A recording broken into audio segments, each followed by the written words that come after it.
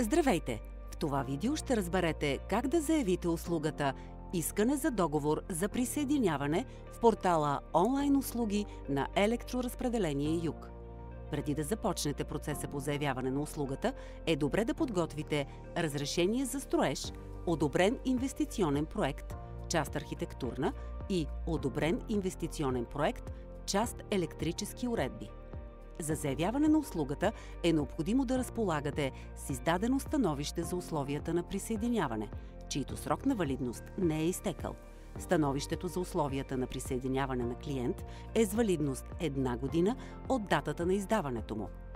Вече сте влезли във вашия профил.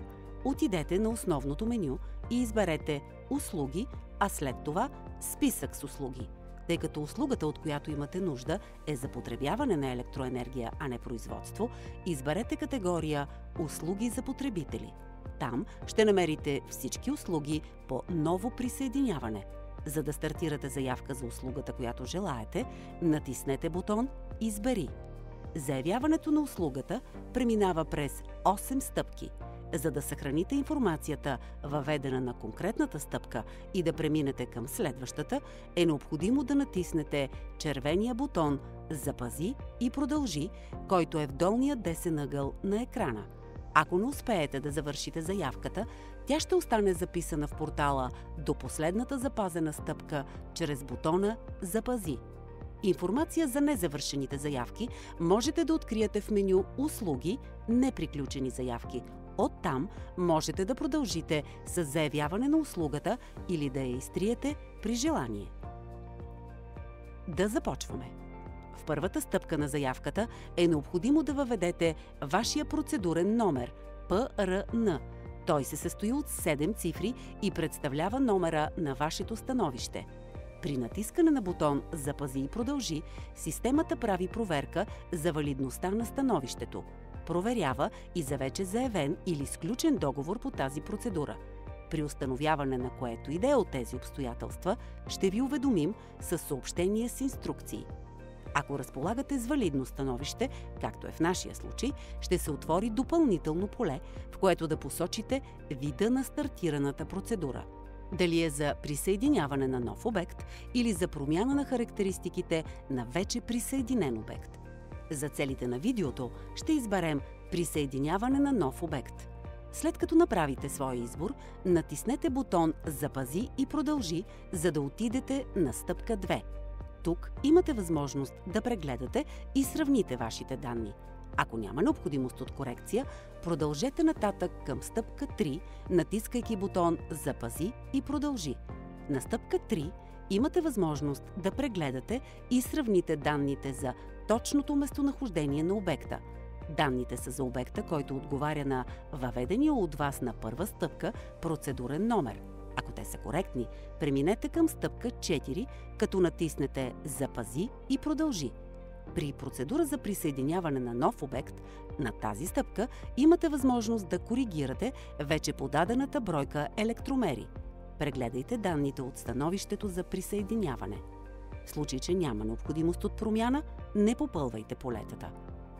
Изберете дали желаете да има временно захранване за обекта.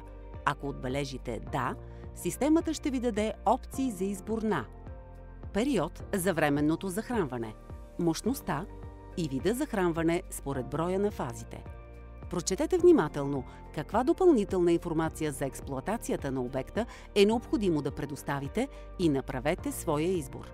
Натиснете бутон Запази и продължи, за да преминете към следващата стъпка. На стъпка 5 е необходимо да прикачите посочените документи. Можете да ги сканирате или снимате с телефон. Важно е единствено да спазите изискванията за формат и големина на файла. След като сте приключили, натиснете бутон Запази и продължи. На 6-та стъпка посочете дали желаете да получите фактура за услугата. Фактура се издава едва след сключване на договора и е задължимата цена за присъединяване, която ще бъде посочена в договора. Ако изберете «Не», ще бъдете информирани единствено по имейл, че фактурата е налична за плащане. Ако отбележите, че желаете документ фактура с «да», трябва да посочите и начина, по който да ви бъде изпратен – през e-фактура или на имейла, с който сте се регистрирали. Натиснете бутон «Запази и продължи», за да преминете към следващата стъпка. На стъпка 7 имате възможност да прегледате вашата заявка. Ако имате нужда от корекции, използвайте бутона «Назад» в края на страницата или опция «Промени» под посочената от вас информация. След като се уверите в коректността на данните, въведете показания код за сигурност от сивото поле. Буквите могат да се въведат като главни или малки. Натиснете бутон «Изпрати заявката», за да заявите услугата. Ако сте въвели коректно кода за сигурност, ще преминете към стъпка 8 – потвърждение, че вашата онлайн заявка е регистрирана успешно. Може да следите статуса на вашите заявки от меню «Услуги», «Статус заявки» от падащото меню. Благодарим ви, че ползвате нашия онлайн портал.